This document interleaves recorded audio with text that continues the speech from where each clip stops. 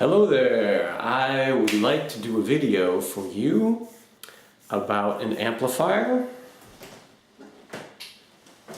It is the Roland AC-33,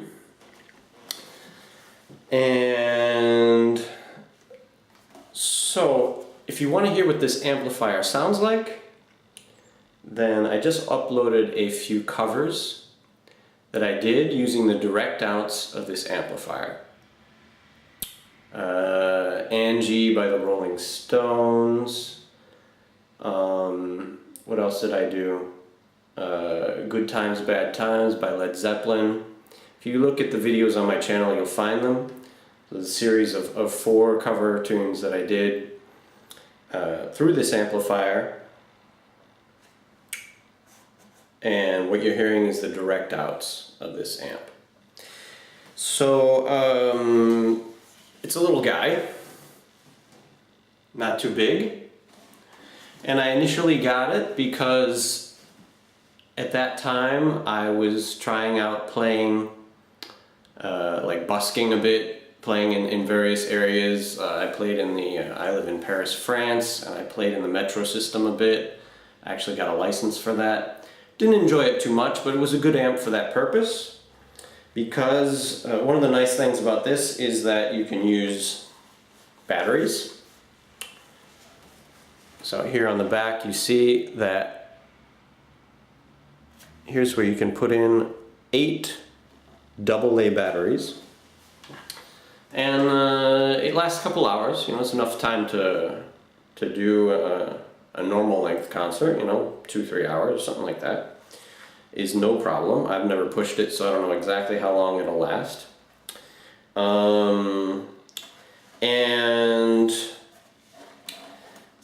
so that's basically, you know, this for a 2-channel amplifier. So let's start at the start. This is a 2-channel amplifier that's basically designed for a singer-songwriter, you know, guitar and voice, or you can do 2 guitars. So it has one channel that's a guitar channel and another channel that's either voice or guitar. One channel with jack, 1/4-inch jack only, and the other channel with a 1/4-inch jack and an XLR input. And it also has a very complete set of inputs and outputs on the back, which we'll get to. So that's the main interest of this little guy. It is pretty expensive. I don't remember the price exactly, but it's a bit pricey.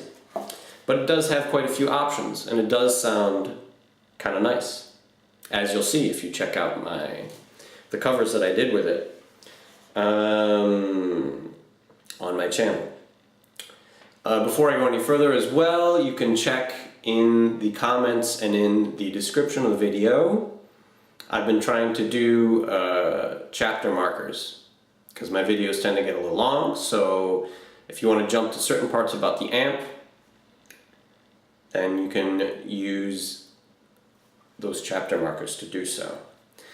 Alright, so let's get to the main features. So here, we looked at it before, but you have, on the guitar channel, you have a 1/4-inch jack, a volume, bass, mid, treble, and a chorus feature. And the chorus sounds pretty nice, actually, if you're into chorus. That's why I guess they call it acoustic chorus. And you have the choice of 2 different versions of the chorus effect, space and wide. And the other thing to note as well is that most of these amps will be mono, but this is actually a stereo amp. You have 2 speakers in it, which when you listen to it from close, I'm not sure how much you actually hear the stereo effect, but in a recording using the direct outs like I did for those covers on my YouTube channel, you can definitely hear the stereo chorus effect or the stereo reverb effect, which we'll get to, which is quite nice.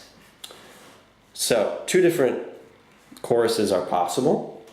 You got on the mic line channel a XLR input, a 1/4" jack, volume, only bass and treble this time, no mids unfortunately, and a chorus selector as well with either off, space, or wide. So, you know, it's kind of nice that you can have chorus on the guitar and not on the vocals if you want, or vice versa, or both, or have a different chorus effect.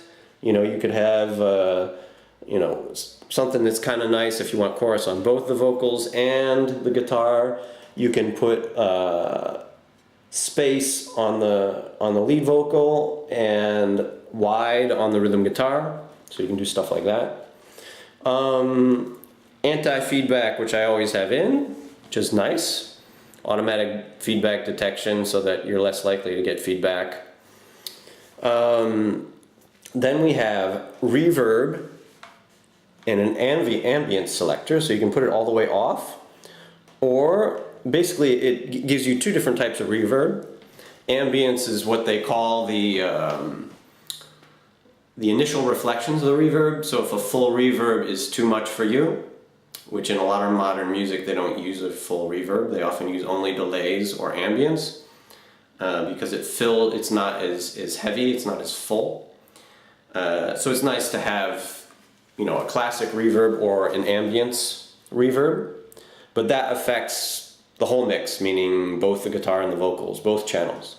So, but I used the setting that's on there, the regular reverb on a middle type setting for the covers that I did on my YouTube channel. Plus you got a master, then you have headphone outs, and on top of that you have a looper, which I've been playing with. I didn't use it for the covers that I have on my YouTube channel, but it's kind of cool. I actually was looking for a looping pedal, but I'm not sure if I'm going to get one. And part of the reason is that I have a looper integrated in this amp that I've been playing around with, that I might use for some future covers or originals that I might put out.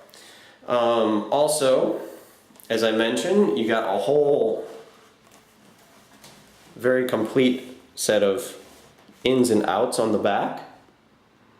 This is for DC power, so like I said, you can run it on batteries if you're outside or in a park or something, but you can also run it on DC power, which comes with the amp, which is good.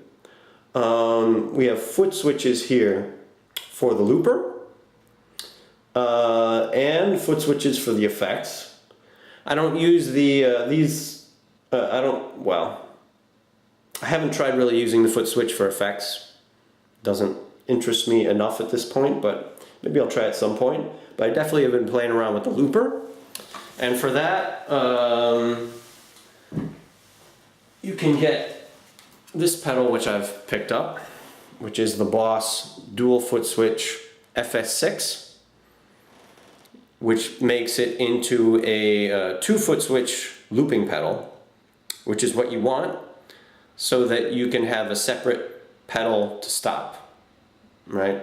On this one, they use B in order to start the loop and stop the loop, and then you use A to stop the loop, and then if you want to start it again, you hit B once, and then if you want to, like between different songs or during the same song you want to do a different loop, you need to clear the loop by holding A down for 2 seconds. Right, and I think that other pedals are compatible. They may or may not be compatible with the looper. You know, I think it's a standard 2-pedal thing. As they show here, you do need to connect it, therefore, since you have 2 looper signals, you need to connect it with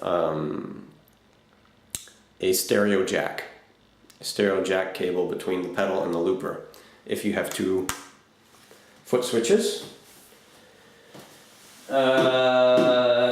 So moving on from there, we'll finish out with what's on the back of the amp. So we have the line outs, which I spoke about before, and then also, if you're the type that likes to play with backing tracks, you have an aux-in that's really pretty complete, because you can use a stereo mini jack from your phone or whatever, but also you have the option of RCA, like if you have an old hi-fi system or something.